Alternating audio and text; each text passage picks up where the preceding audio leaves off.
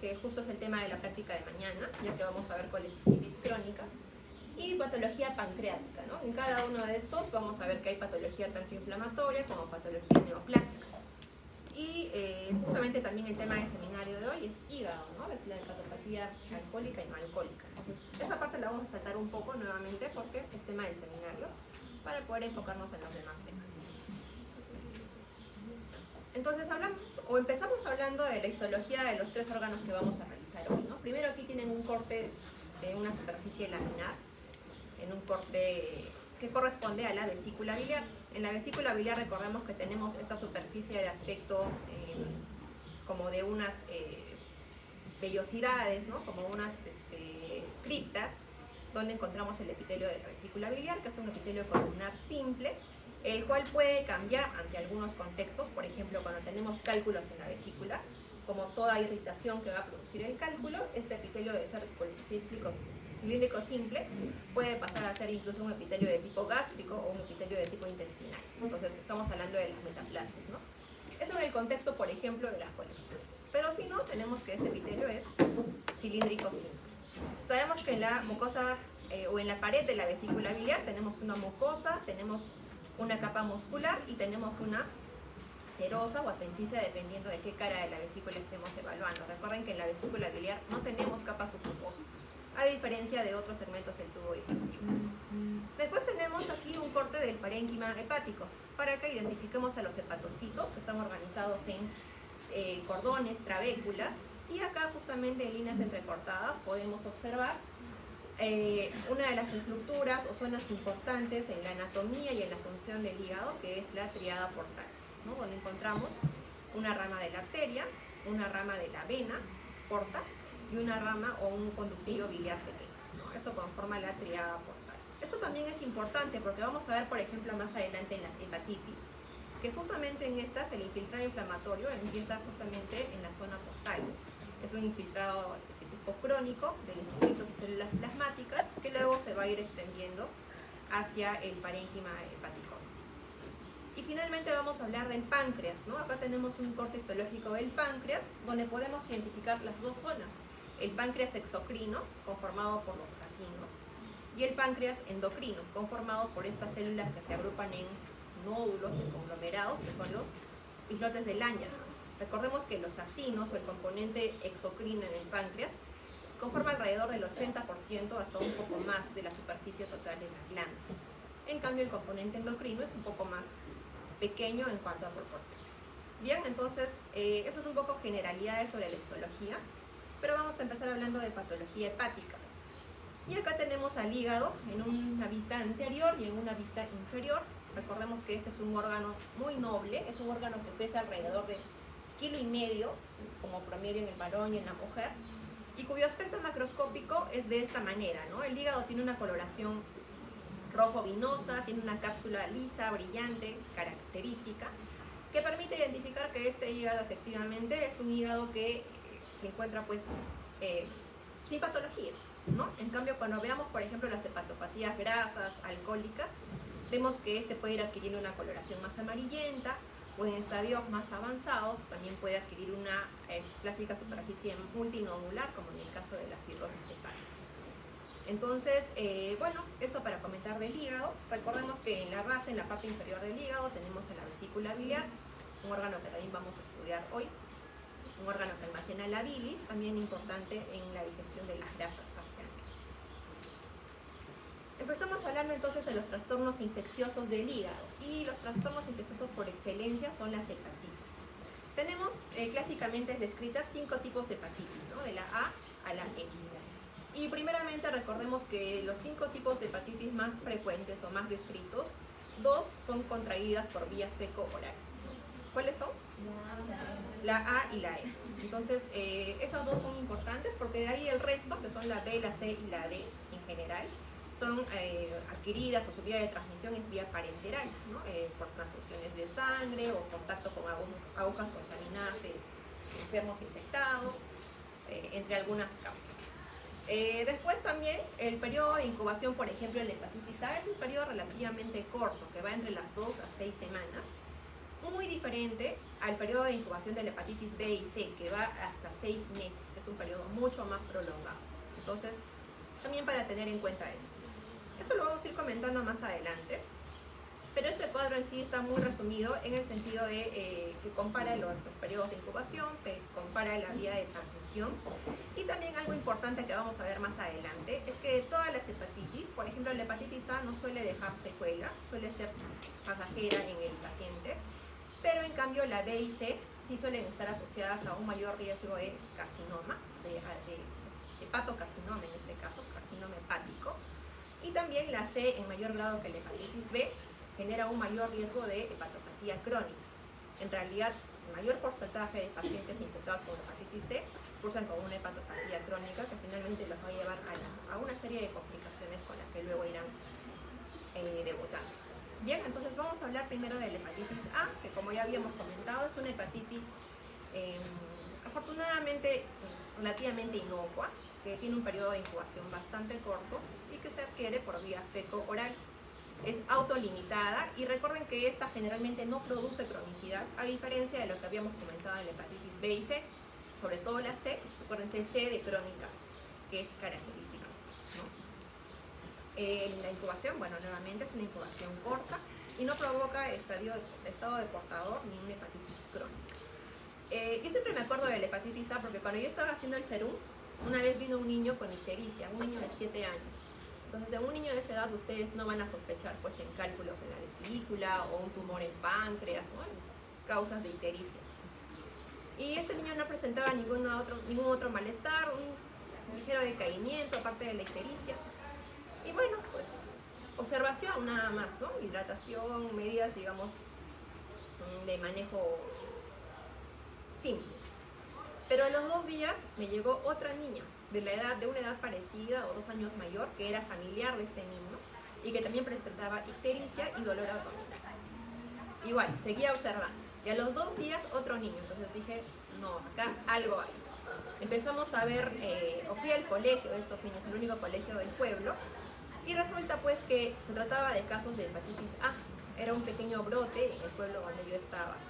Y como estamos viendo, probablemente la vía de adquisición de esta infección había sido por alimentos contaminados, ¿no? Ustedes saben que en los colegios, sobre todo en los pueblos, hay personal que prepara los alimentos, se encarga de la manipulación y basta que falle una medida de higiene en esta preparación, pues desencadena justamente brotes de hepatitis en escuelas, en nidos, que es la clásica expresión de la hepatitis A. Entonces, eso para que recuerden que la hepatitis A suele surgir en grupos grandes, en guarderías, colegios, usualmente cuando aparece, pero es afortunadamente una patología que suele pasar sin mayor consecuencia.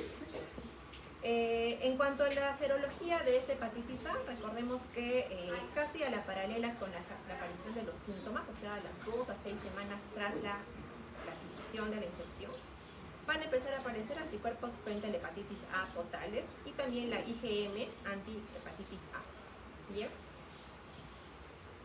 Recordemos que la ictericia, náuseas, vómitos, malestar general son los principales eventos o síntomas que vamos a tener en este tipo de hepatitis.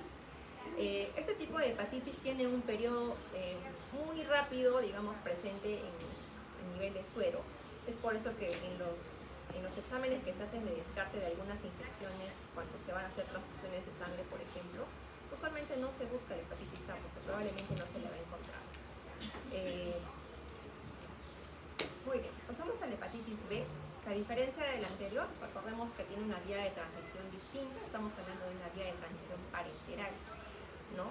Incluso en algunos países subdesarrollados se puede adquirir hepatitis B desde el periodo neonatal, o sea, una transmisión vertical de esta infección. Pero otras vías son vía sexual, uso de agujas contaminadas y transfusiones, ¿no? La hepatitis C también puede ser contraída por transfusiones, pero en un porcentaje algo menor en comparación a la hepatitis B. Y a diferencia de la hepatitis A, esta patología en algunos pacientes, en la mayoría afortunadamente, va a pasar desapercibidamente o va a pasar de una manera subclínica. Pero también hay un porcentaje importante, miren que aproximadamente un 25% de los pacientes va a ser un cuadro de hepatitis aguda.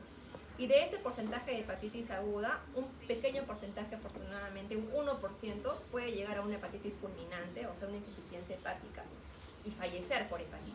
Pero eso es un porcentaje bastante más bajo en comparación al gran porcentaje de casos clínicos o de casos que cursen con una clínica pues bastante sutil, que van a llegar a la recuperación total. Miren que en la hepatitis B, tan solo un 10% de los pacientes va a llegar a ser hepatitis crónica. Este porcentaje es importante porque en la hepatitis C, el porcentaje de pacientes que hacen hepatitis crónica es del 80%.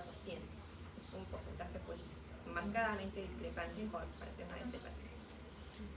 De ese porcentaje que hacen hepatitis crónica, entonces, ese 5 a 10%, algunos pasan a recuperarse. Un porcentaje moderado, hasta el 30%, pueden pasar a ser cirrosis. Y un pequeño porcentaje, estamos hablando de un 3% aproximadamente, pasan a ser carcinoma hepatocelular. Entonces, el carcinoma hepatocelular es una complicación de la infección por hepatitis B, pero es una complicación que afortunadamente tan solo se da en el 2 a 3% de pacientes. O sea, no es en la mayoría. Bien, entonces es un poquito más compleja la evolución o las formas de evolución en la hepatitis B, y también es un poquito más compleja la serología en la hepatitis B. Para empezar, recordemos que el tiempo de incubación en esta es algo más prolongado en comparación a la hepatitis A. En la hepatitis A recordemos que era hasta un poquito más de un mes, ¿no? 6 semanas, el tiempo aproximado, desde las 2 a 6 semanas. En cambio, en la hepatitis B estamos hablando de hasta 26 semanas de incubación, tras las cuales el paciente suele presentar ictericia, dolor abdominal, decaimiento, los clásicos síntomas relacionados a este malestar general que se presenta.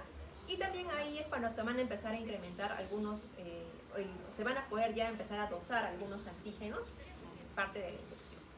Uno de ellos, y el más importante probablemente, es el antígeno de superficie, el cual va a ser o va a aparecer incluso un poco antes en relación a los síntomas del paciente. También el antígeno E y el ADN del virus de la hepatitis B van a aparecer casi en paralelo con los síntomas. Sin embargo, cada uno de estos títulos va a ir disminuyendo o va a ir atenuándose conforme va pasando la infección, para que al tiempo también empiecen a aparecer los anticuerpos de cada uno de estos antígenos, los cuales también, si estudiamos estas curvas, nos van a permitir saber, cuando tomamos la muestra serológica a un paciente, si este está en enfermedad aguda, si está ya si es solo portador, o si tiene pues una enfermedad crónica, dependiendo del caso.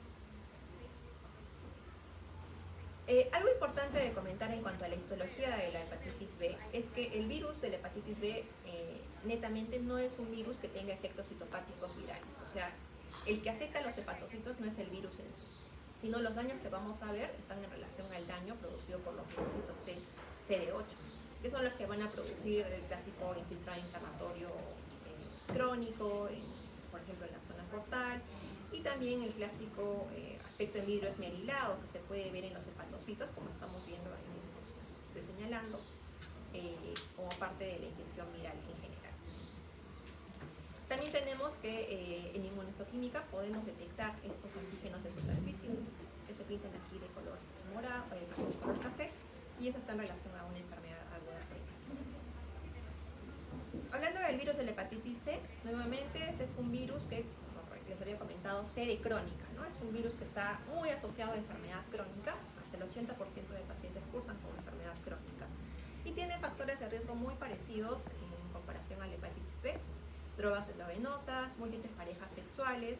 Aquí se añade el antecedente de cirugías previas en los últimos 6 meses, por ejemplo, lesiones por pinchazo con agujas. Los trabajadores de salud también estamos en este grupo, lamentablemente, porque estamos expuestos a pinchazos, a accidentes laborales todo el tiempo. Recuerden esto, ¿no? La característica crónica y persistente que tiene esta hepatitis en relación a las anteriores. La hepatitis C, al igual que la B, también cursa con un riesgo incrementado de cirrosis y de hepatocarcinoma. También eso tenemos en cuenta. Algo importante antes de pasar es que la hepatitis C clásicamente forma un infiltrado inflamatorio crónico en el hígado con cierta tendencia nodular, como la que estamos viendo aquí, y suele afectar también clásicamente las tríadas portales con algo mayor afinidad. Entonces, eso es lo que estamos viendo en esta imagen. Entonces, si ustedes se acuerdan, vimos las formas de evolución de la hepatitis B. Teníamos la forma asintomática, la forma aguda y la forma crónica, ¿no? Aquí, si bien es cierto, también se puede presentar enfermedad aguda por el virus de la hepatitis C. El 20% se van a recuperar y el 80% van a pasar a una infección crónica o persistente. Recuerden que en la hepatitis B era al revés, ¿no? Casi el 80% eran asintomáticos y el 20% pasaban a la cronicidad. Bueno, de ese porcentaje que hacen infección persistente, el 80% se quedan con hepatitis crónica y un 20% evolucionan a cirrosis. Y de ese porcentaje, un porcentaje bajo similar al de la hepatitis B, que estaba alrededor del 3%. Aquí también en promedio 3% de pacientes al año cursan con un hepatocarcinoma o carcinoma hepatocelular, que es lo mismo. Bien, entonces tenemos nuevamente las curvas. ¿Cómo vamos a detectar serológicamente que un paciente está cursando con una infección aguda por hepatitis C? Porque se va a elevar este marcador, el ARN viral de la hepatitis C, el cual se va a elevar a la par también de las transaminasas, sobre todo la AST, que va a elevarse a comparación de la ALT. Cuando estos marcadores vayan bajando, vayan desapareciendo los síntomas, también empezará a elevarse los anticuerpos frente a este antígeno o este ARN, que también serán marcadores de una recuperación. Sin embargo, como sabemos, al haber enfermedad crónica, probablemente este ARN viral no va a bajar por completo, sino se va a mantener oscilante, como estamos viendo. Y bueno, eso también nos va a indicar cierta persistencia de la enfermedad, ¿no? En el caso de la hepatitis D, estamos hablando de un virus cuya existencia, también ensamblaje, depende mucho del virus de la hepatitis B. Entonces es vital una infección por hepatitis B, ya sea en forma de coinfección o sobreinfección, para que tengamos una infección por hepatitis B. Y esta está asociada a hepatitis fulminante con severa insuficiencia hepática y también puede progresar, al igual que la hepatitis B, a hepatitis crónica, cirrosis y hepatocarcinoma. Hablando de la hepatitis E de embarazada, de gestante, ¿no? Entonces recordemos que esta hepatitis E suele ser bastante mortal, sobre todo en este grupo, en las gestantes. Y es una hepatitis que tiene un tipo de incubación corto y, al igual que la hepatitis A, se adquiere por vía feco-oral, ¿no? Una vía de transmisión feco-oral. Bien, este cuadrito final de las hepatitis permite comparar algunos aspectos importantes. Algo también importante, que de todas las hepatitis, la única que es un tipo de virus ADN es la hepatitis B. Todas las demás son virus de tipo ARN, ¿no? Los periodos de incubación también, recuerden, son cortos en la hepatitis A y en el resto suelen estar alrededor de los 6 meses aproximadamente. La vía de transmisión es diferente, la evolución a cronicidad también es diferente. En la hepatitis A recuerden que no hay cronicidad, en cambio en la hepatitis B y C, sobre todo en la C, hay importante cronicidad. El riesgo de hepatocarcinoma está presente en la hepatitis B, C y D. Recuerden que la D es hermanita de la B, entonces prácticamente va con las mismas complicaciones. Y el diagnóstico, pues lo tienen también en este cuadrito, está en relación a diferentes dosajes de anticuerpos y sus antígenos, y sus relativos anticuerpos para la enfermedad crónica.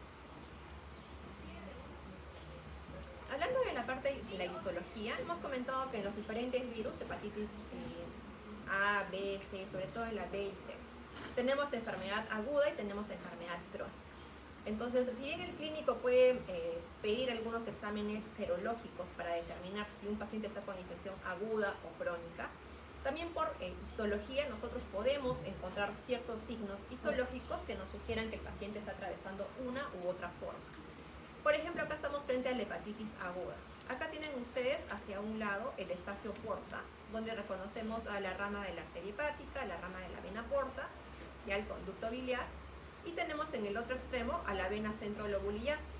Recordemos que tanto el espacio porta como la vena centrolobulillar conforman lo que es el acino hepático, ¿no? Es la unidad funcional más importante del hígado. Y en este acino tenemos 3 zonas. La zona 1, que es la que está más cercana al espacio porta, la zona 2, que está por el medio, y la zona 3 será la zona que está más cerca de la vena centrolobulillar. Bueno, en el caso de la hepatitis aguda, ¿qué cambios vamos a encontrar en este acino o en esta estructura que está entre el espacio porta y la vena centrolobulillar? Para empezar, si escuchamos hepatitis aguda, probablemente imaginaríamos vamos a encontrar infiltrado inflamatorio agudo, pero no. En este caso, como es una infección donde va a haber una importante respuesta de linfocitos T, sobre todo CD8. El infiltrado inflamatorio predominante es justamente de linfocitos y de células plasmáticas, los cuales, sobre todo en forma de linfocitos, van a encontrarse en escasa cantidad en el espacio porta, y conforme vaya progresando la enfermedad van a irse, digamos, expandiendo hacia zonas del lobulillo hepático. También la hepatitis va a causar muerte celular, y la muerte celular se puede ver de dos formas, tanto en forma de apoptosis como en forma de hepatitis.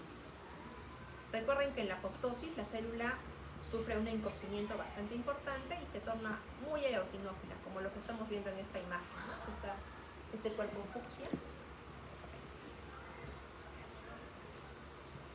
que se ve en la flecha de la imagen de la derecha. Pero también la lesión celular, la muerte celular, se puede ver en forma de necrosis. Tras la muerte de un hepatocito, ¿qué va a pasar? Va a haber un infiltrado inflamatorio que va a aparecer.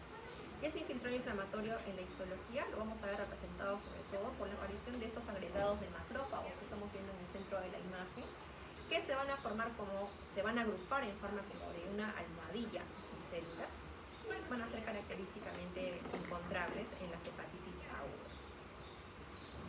Bien, entonces las apoptosis, las necrosis con agregados inflamatorios y el leve infiltrado inflamatorio en el espacio porta son cambios característicos que vamos a encontrar en la hepatitis o en las hepatitis agudas. En cambio, en las hepatitis crónicas, ustedes saben que cuando escuchamos la palabra crónico, automáticamente pensamos en, aparte de infiltrado inflamatorio crónico, en fibrosis, ¿no? Y justamente esa fibrosis, inflamación crónica, vamos a verlas en la histología del hígado. Nuevamente tenemos acá el espacio porta.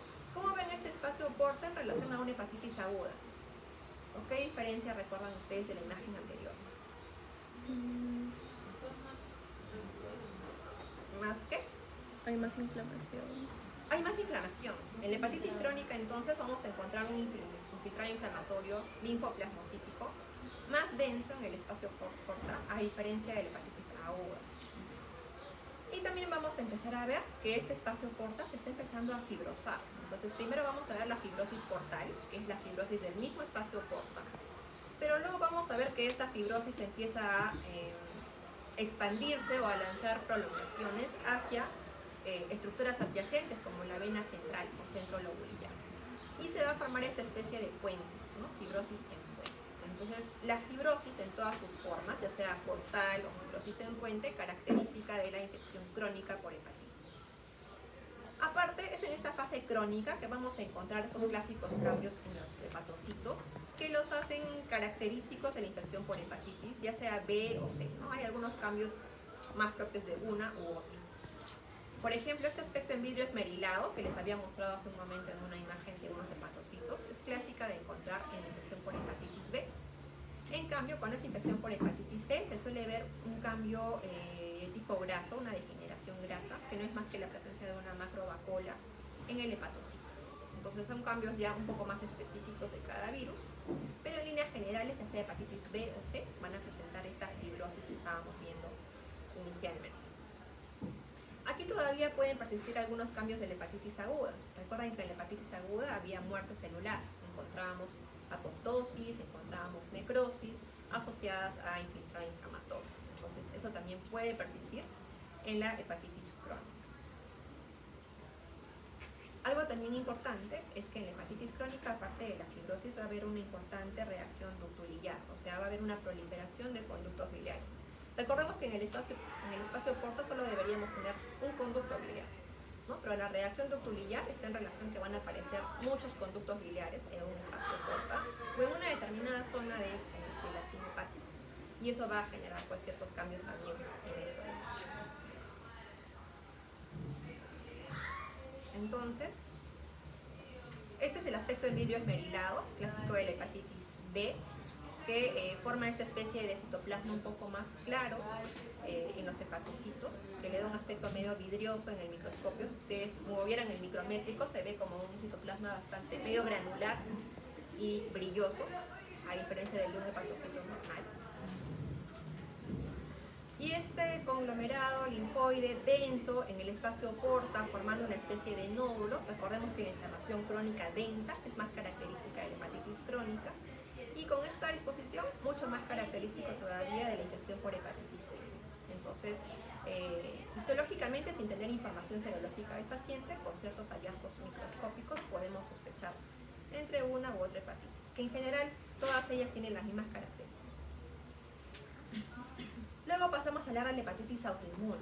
Así como tenemos hepatitis infecciosas adquiridas, también tenemos pacientes que cursan con trastornos autoinmunes, donde justamente la célula diana es el hepatocito. Como toda enfermedad autoinmune, o como la mayoría de autoinmunes que hemos estudiado, estas afectan más a mujeres, mucho más a mujeres que a varones. Y suelen afectar a mujeres de diferentes edades, tanto de edad mediana, ancianos, como incluso niñas y adolescentes. Existen entonces dos tipos de hepatitis autoinmune, cada una de ellas asociada a distintos grupos etarios y también al dosaje de diferentes tipos de anticuerpos. Frecuentemente, cualquiera de las formas debutan de forma aguda. No es una patología muy frecuente, pero se debe sospechar, sobre todo cuando se encuentra un infiltrado inflamatorio crónico en una biopsia hepática sin el antecedente de una infección o de algún contacto de riesgo en el caso de una sospecha por hepatitis. Pasamos a hablar de la hepatopatía alcohólica, que es parte del tema del seminario de hoy. Lo vamos a hablar brevemente, sobre todo para comentar que recordemos que el hígado normal es un órgano que pesa alrededor de 1,5 kg, que tiene una coloración rojo-vinosa, una superficie lisa, como habíamos comentado, pero que ante ciertas conductas de riesgo puede empezar a cambiar macroscópicamente y eso sugiriendo ciertas patologías. Es así que ante la ingesta de alcohol, sobre todo del etanol, que es el alcohol que se consume comercialmente, este hígado puede pasar a diferentes tipos de daño en relación a la hepatopatía alcohólica, ¿no? Tenemos primero a la esteatosis, que como ustedes recuerdan no es más que el depósito de gotículas de grasa, sobre todo en forma de macrovacuolas o microvacuolas, en el citoplasma de los hepatocitos. Y esa grasita es la que le da esa coloración amarillenta característica al hígado en general, ¿no? Pero también podemos tener una esteatohepatitis, que no es más que una esteatosis sumada a un cuadro de hepatitis como la que ya hemos realizado, donde vamos a encontrar infiltrado inflamatorio y ciertas células también características de la patología en sí, que vamos a revisar más adelante. Y la cirrosis constituye el estado irreversible de una hepatopatía alcohólica, aunque la bibliografía en teoría dice que sí han habido casos de cirrosis irreversibles. Recordemos que en la cirrosis el hígado ya está fibrótico y la fibrosis usualmente no es un cambio reversible. Sin embargo, como les comento, sí se describe que han habido casos que han revertido, entonces eso para tenerlo en cuenta. Fuera de la cirrosis, que es irreversible, pero bueno, reportada reversible, los estadios que sí son considerados reversibles si se retira el alcohol son la esteatosis y la esteatohepatitis. Bien, entonces hacia arriba reversibles y cirrosis irreversible. Acá tenemos entonces la placa del hígado, tenemos la triada porta hacia este lado y tenemos aquí a la vena centrolobular. Recuerden que esta es la unidad funcional importante en el hígado, la función del hígado. Y recordemos que el flujo sanguíneo suele ir en sentido desde la triada porta hacia la vena centrolobular. El flujo sanguíneo entonces, o la sangre va a estar mejor oxigenada en los hepatocitos periportales, o sea, los que están más cercanos a la triada portal. Y la sangre va a estar menos oxigenada en los hepatocitos perivenosos, o sea, los que están más distales a la triada portal. Recordemos que también en relación a ese flujo sanguíneo diferente, tenemos que en el hígado tenemos 3 zonas anatómicamente hablando. Tenemos la zona 1, que es la zona que está cerca de la triada portal, la zona 2, que es la que está en el medio, y la zona 3 es la zona que está más lejana a la triada portal, pero más cerca a la vena centrolobular. ¿Dónde van a empezar los cambios en la hepatopatía alcohólica? ¿Alguien ha leído eso? ¿En cuál de las zonas empiezan los cambios en el hígado en la hepatopatía alcohólica? En la zona 3, ¿no? Entonces estamos hablando de la zona centrolobular o los hepatocitos centrolobulares, los que primero se van a afectar. Bien, entonces habíamos hablado de estos 3 estadios. Varía mucho esta progresión de daños. de la predisposición del paciente, de qué tanto es el consumo de alcohol, qué tanta es la frecuencia del consumo de alcohol, entre algunos otros factores importantes, ¿no? Recuerden que esteatosis ustedes lo han revisado en Pato 1 cuando se hablaba de acumulaciones grasas en las células, ¿no? Y de acumulaciones reversibles, porque recordemos que la esteatosis, por más fea que se ve, es un cambio reversible. Y la esteatosis se clasifica en microvesicular o macrovesicular. ¿De qué depende esos cambios? La microvesicular, como su nombre lo dice, son vesículas pequeñas que no logran afectar la posición del núcleo del hepatocito. Se forman o se depositan alrededor, pero no distorsionan la ubicación del núcleo. En cambio, en la estatosis macrovesicular, miren cómo las gotículas logran desplazar el núcleo hacia la periferia y le dan un aspecto bastante característico en la histología, ¿no? Recordamos que cualquiera de estos cambios son cambios reversibles. Después hablamos de la esteatohepatitis alcohólica. Bueno, esta es una imagen de la esteatosis hepática, ¿no? Si se logra ver la coloración amarillenta del parénquima hepático. En la morgue recibimos muchos hígados patológicos. Les diría que del 100% de cadáveres, tal vez el 70% tiene alteraciones en el hígado. Y la esteatosis es un cambio que se encuentra no solo en hepatopatía alcohólica, sino en general, en las personas que ingieren muchos alimentos ricos en grasas, que no hacen ejercicio, cursan con esteatosis, ¿no? Entonces es un hallazgo bastante frecuente de encontrar en los cadáveres. Bueno, en la esteatohepatitis entonces vamos a tener, aparte de la esteatosis que habíamos comentado, algunos cambios en relación a una hepatitis. Pero ¿qué va a producir el alcohol en el parénquima hepático en relación a la inflamación? Bueno, se va a producir esto, ¿no? Un cúmulo de neutrófilos. Vamos a acercarlo un poco más. En la izquierda tienen un hepatocito en el centro rodeado por un cúmulo de neutrófilos que están tratando de rodear. Esta especie de almohadillas inflamatorias son características que vamos a ver en la hepatopatía alcohólica, sobre todo en la etapa de esteatohepatitis. Y esta coloración eosinófila que estamos viendo en el hepatocito, que en realidad no son más que filamentos intermedios condensados que le dan esta coloración característica al hepatocito y a estas inclusiones, son los cuerpos de Mallory. Mallory-Den, que también lo pueden encontrar en otro lado, característicos de la hepatopatía alcohólica, pero de una hepatopatía ya en etapa de esteatohepatitis, ¿no? No vamos a encontrar eso en las esteatosis clásicas, por ejemplo. Finalmente, la esteatofibrosis alcohólica ya es una etapa, digamos, más compleja de la hepatopatía alcohólica, donde vamos a encontrar, como su nombre lo dice, una fibrosis en el parénquima hepático, que tiene un clásico aspecto como en malla, por eso se le dice en alambre de gallinero, ¿no? Para entender que eso es una fibrosis con un aspecto como reticular bastante característico. Acá tenemos entonces el cúmulo, el infiltrado de neutrófilos, característico de la esteatohepatitis.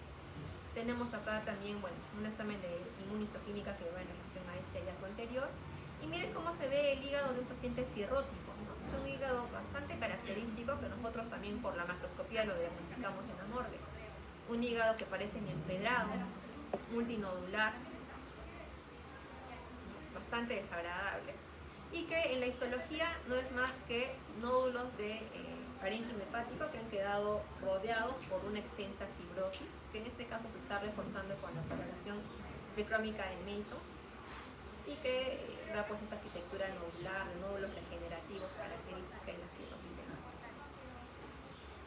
Bien, como este es tema del seminario, no voy a hablar mucho más de esto. Les voy a dejar a ustedes la parte de la patogenia. Recordemos que el consumo de 80 gramos de alcohol se considera el umbral para el desarrollo de hepatopatía alcohólica y que los diferentes daños que vamos a ver en el hígado se deben a diferentes mecanismos bioquímicos, ¿no? Que ya se van a comentar más adelante.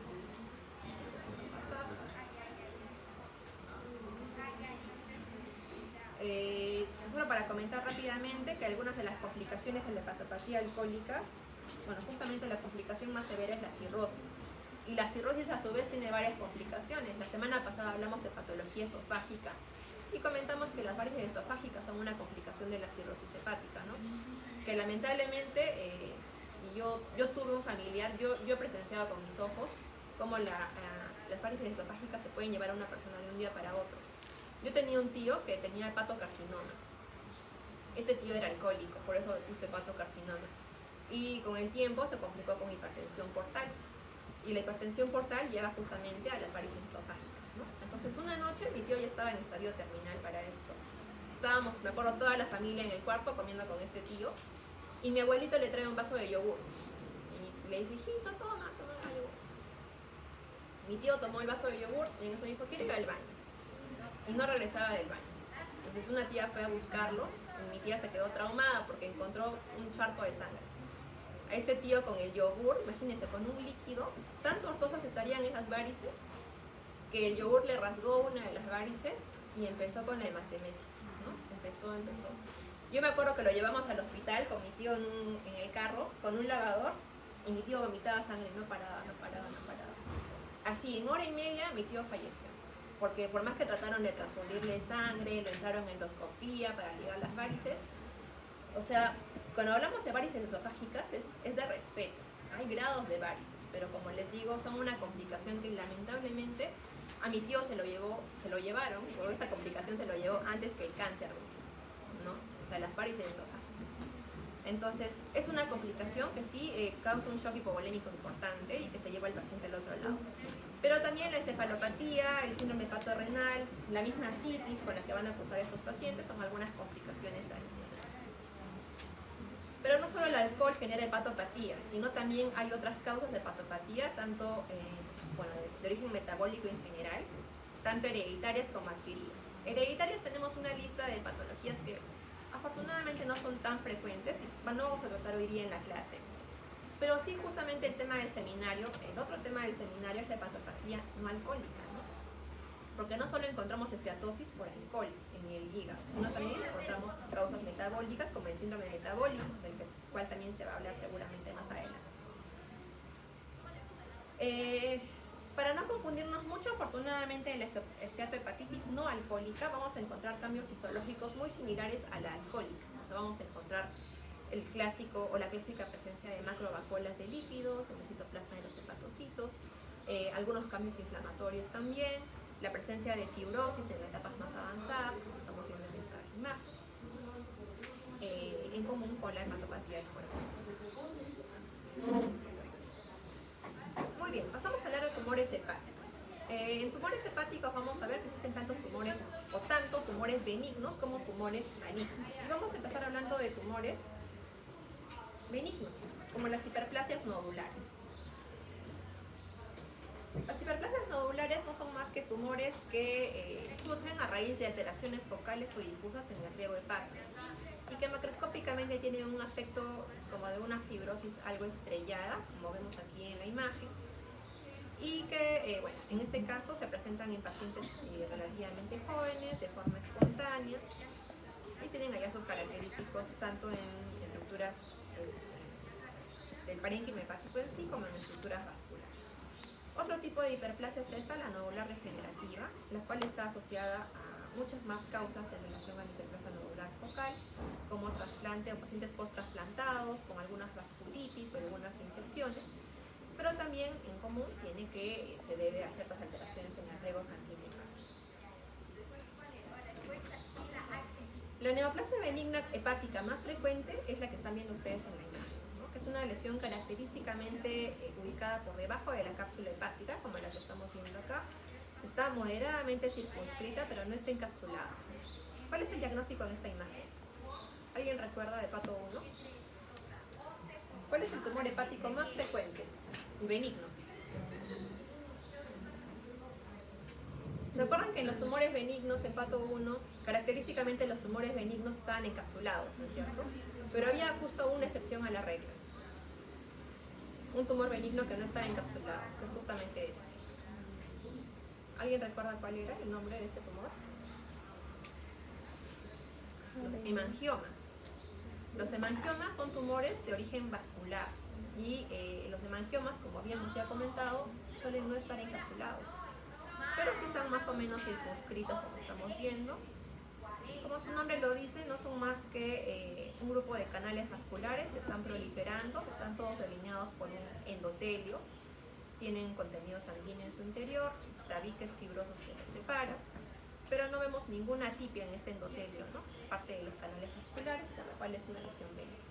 Suelen ser asintomáticos, rara vez crecen tanto que se pueden incluso romper, pero eso es rarísimo. En general son tumores de evolución benigna que se encuentran como hallazgo incidental en las necropsias, ¿no? O sea, no tienen mayor complicación.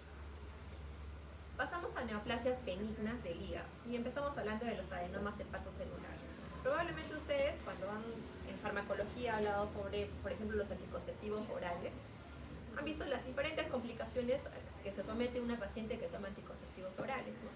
Por ejemplo, el mayor riesgo de episodios trombóticos, es uno de ellos conocido, las trombosis en general. ¿A qué otro riesgo recuerdan de los anticonceptivos orales?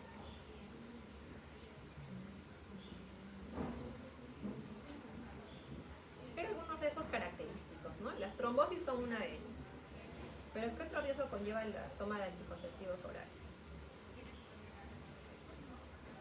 También se describe que pueden generar cierta hiperlipidemia en las pacientes, pero también un factor o un efecto adverso importante es la aparición de adenomas hepatocelulares, o sea, estos tumores benignos que aparecen en el hígado de mujeres que tienen el antecedente de toma de anticonceptivos orales. Miren que está incrementado el riesgo de 30 a 40 veces tras la toma de anticonceptivos orales. Pueden ser únicos o múltiples y la histología de estos adenomas es una histología bastante benigna que si ustedes ven incluso se parece al hígado normal. Por ahí hay cierta atipia, pero ya son datos un poquito más finos. En general los adenomas hepatocelulares están asociados a este factor de riesgo. La última clasificación de los adenomas hepatocelulares es una clasificación más molecular, donde como vemos en la imagen tenemos diferentes tipos de mutaciones genéticas asociadas a diferentes tipos de adenomas hepatocelulares.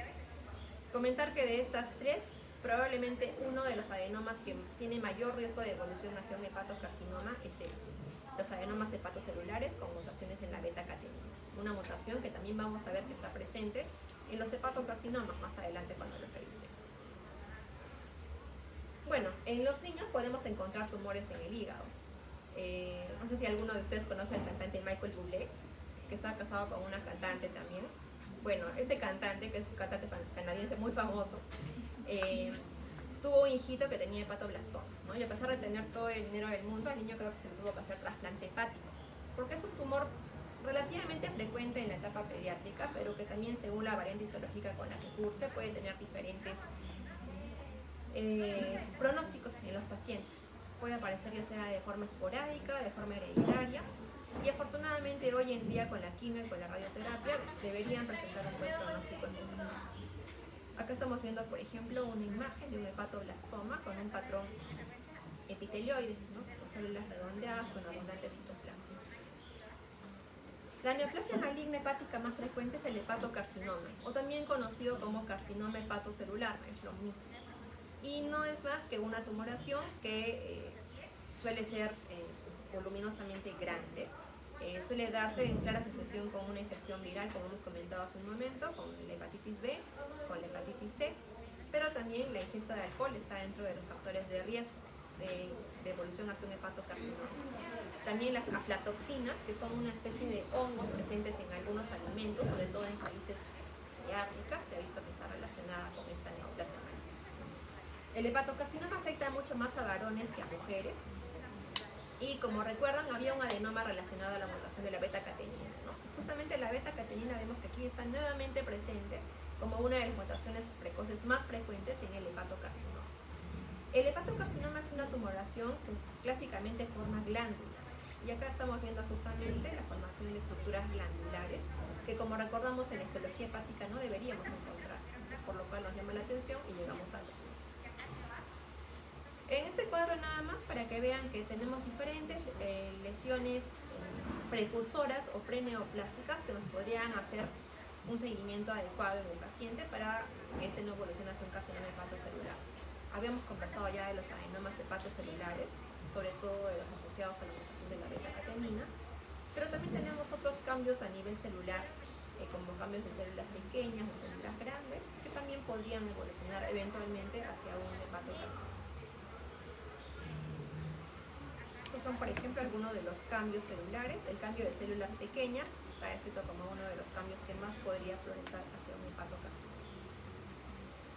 ¿Cómo es el hepatocarcinoma macroscópicamente? Bueno, suele ser una tumoración única, como les había comentado, es una tumoración voluminosa, de superficie amarillenta, blanquecina, que en alguna de las variantes histológicas puede tener incluso una cicatriz fibrosa central, que es la variante ESIRRA, pero no es la variante más frecuente. Esta tumoración, lamentablemente, se diagnostica ya en etapas avanzadas. Son pacientes que aparecen con dolor abdominal, ictericia, pueden debutar muchas veces incluso con síntomas o síndromes paraneoplásicos. Por ejemplo, en el caso de mi familiar, como 4 meses antes del cáncer, debutó con diabetes. Diabetes, se pensaba que era por sus hábitos de vida, y posteriormente fue el hepatocarcinoma. Luego se llegó a la conclusión que la diabetes era un síndrome paraneoplásico, ¿no? Que está anunciando la neoplasia que se ve. Bueno, los hepatocarcinomas entonces son neoplasias que se diagnostican ya en etapas avanzadas. Hoy en día tenemos quimioterapias, terapias biológicas enfocadas en esta neoplasia, pero igual el diagnóstico sigue siendo un poco, o el pronóstico sigue siendo un poco malo. Y tenemos un marcador serológico que es la alfa-fetoproteína, que es un marcador que lamentablemente no es específico de hepatocarcinoma, pero que sí ayuda mucho al clínico a poder monitorear al paciente en cuanto a su respuesta al tratamiento y en cuanto a su pronóstico. Otra neoplasia que podemos encontrar en el hígado son los colangiocarcinomas. Colangiocarcinoma viene de vías biliares, o sea, es un carcinoma derivado de los conductos biliares. Y recordemos que conductos biliares podemos tener tanto al interior del hígado como extrahepáticos, ¿no? Los conductos cístico, colédoco, hepático principal. A cualquiera de estos niveles donde tengamos conductos biliares podemos encontrar colangiocarcinomas. Y tenemos también diferentes factores de riesgo asociados. Recuerden que este tumor es el segundo tumor primario más frecuente del hígado después del hepatocarcinoma. El colangiocarcinoma característicamente también es un tumor de tipo glandular o que presenta formaciones glandulares en la microscopía y característicamente también tiene una marcada desmoplasia, ¿no? Recuerden que desmoplasia era una fibrosis muy característica que aparecía sobre todo como un cambio reactivo en tumores o en neoplasias malignas. Entonces justamente acá alrededor de las estructuras glandulares tenemos esta fibrosis que corresponde a la desmoplasia. Muy bien, pasamos a patología vesicular.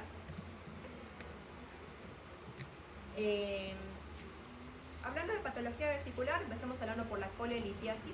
Cole, vesícula, litiasis, cálculos. Entonces, no es más que la presencia de cálculos en la vesícula biliar, que según su composición pueden ser de dos tipos. Pueden ser cálculos de colesterol, como los que estamos viendo acá, que son característicamente estos cálculos amarillentos. Y tenemos los cálculos pigmentados, los cuales pueden ser de diferentes tipos de pigmentos también y que tienen características macroscópicas diferentes. Se mencionan diferentes factores de riesgo asociados a la colelitiasis y estos factores están también directamente asociados al tipo de cálculo, ¿no? Por ejemplo, los cálculos de colesterol, que son los más frecuentes de por sí, suelen estar asociados a edad avanzada, a algunos cambios hormonales también, a la obesidad, entre algunos factores principales. En cambio, los pigmentarios, recuerden que están asociados a patologías un poquito más específicas, como algunos síndromes hemolíticos, por ejemplo, infecciones biliares, etc. Entonces, en general, colelitiasis, presencia de cálculos en la vesícula biliar. Justamente como complicación de esta presencia de cálculos en la vesícula tenemos a la colecistitis aguda, que no es más que una inflamación aguda de la vesícula biliar, que en el gran porcentaje de los casos se da por la presencia de un cálculo que justamente ha obstruido o se ha quedado, digamos, estancado en el conducto cístico, y esto genera un incremento en la presión intraluminal y genera una serie de cambios inflamatorios que inicialmente son agudos, pero luego son crónicos. Mañana justamente en la práctica vamos a ver una lámina de colecistitis pero crónica, no vamos a ver la aguda, ya que usualmente no se operan las colecistitis agudas. Cuando un paciente acude con colecistitis aguda, el cirujano le da medicación para que la vesícula se enfríe, como ellos lo llaman, o sea, para que pasen esos cambios friables que adquiere la vesícula cuando está en una inflamación aguda. Y cuando está crónica es recién que se operan las vesículas. Por eso nosotros en patología recibimos las colecistitis crónicas reagudizadas o crónicas así, ¿no? Bien, entonces las colecistitis agudas pueden ser litiásicas o alitiásicas. Las alitiásicas están sobre todo relacionadas a pacientes pacientes que tienen algunos cuadros, por ejemplo, de inmunodeficiencia, como los pacientes diabéticos o pacientes que cursan con algunos cuadros de sepsis también. Como habíamos comentado, la colecistitis aguda, si es repetitiva, si no se logra, digamos, solucionar la causa de fondo, pues la presencia de cálculos usualmente, va a progresar indefectivamente con el tiempo a una colecistitis crónica. Y en la colecistitis crónica, como toda inflamación, vamos a ver esto. Vamos a ver que esta histología de la vesícula se va a empezar a alterar. Acá tenemos entonces la superficie de la vesícula, donde vemos el epitelio columnar simple, y vemos que al ser una inflamación crónica, una colecistitis crónica, en la lámina propia de esta mucosa va a empezar a aparecer un infiltrado inflamatorio crónico, sobre todo linfocítico, importante, que ya le da el nombre de inflamación crónica a este cuadro. Pero recordemos que en la inflamación crónica no solo hay inflamación, también hay fibrosis. Y la fibrosis va a estar presente en esta vesícula, sobre todo comprometiendo la capa muscular, y se puede extender incluso hacia la adventicia o serosa, cual sea el caso. Otro cambio importante en las colecistitis crónicas es la prominencia o mayor resalte de los senos de Rokitansky-Astro. Recuerden que en la vesícula, en la superficie de la vesícula, pueden formarse una especie de invaginaciones de la mucosa, que son estos senos de Rokitansky-Astro, que pueden encontrarse en una vesícula normal, pero que se hacen mucho más prominentes en las colecistitis crónicas, que también, por esta razón, pueden ser esos unos hallazgos característicos de esta epidemia. Bien, entonces la colecistitis crónica asociada a inflamación, fibrosis y a estos senos de Rokitansky. Lamentablemente en patología también muchas veces nos ha pasado que nos llegan vesículas de personas, ¿no?, que con la clásica clínica, que ingieren comidas grasosas, presentan un dolor de tipo cólico tras la ingesta de estas comidas grasosas, los operan supuestamente por colecistitis crónica, llega la vesícula patología y vemos que no solo hay colecistitis, sino empezamos a ver la presencia de tumores dentro de la vesícula, el engrosamiento marcado de la pared de la vesícula. Hacemos cortes y vemos esto, un adenocarcinoma de vesícula biliar. Entonces, el tumor maligno más frecuente de la vía biliar extrahepática justamente es este, el carcinoma de la vesícula biliar, que es un hallazgo que, como les comentaba, suele ser incidental y también suele ser algo de mal pronóstico, porque al igual que los colangiocarcinomas, esta neoplasia cursa con una evolución algo rápida, cursa con una desmoplasia también importante, y eso pues va a llevar a un pronóstico algo funesto para el paciente. Recuerden que el factor de riesgo más importante en el carcinoma de vesícula biliar es la presencia de cálculos. Como todo factor que produzca fricción en la mucosa, esa mucosa va a pasar a tener en algún momento la metaplasia por los cálculos. De metaplasia se pasa a displasia y de displasia se pasa a neoplasia. Entonces los cálculos son un factor de riesgo importante en patología vesicular. Muy bien, pasamos a patología pancreática. Son las 4:30. A las 4:45 retomamos con la última parte de patología.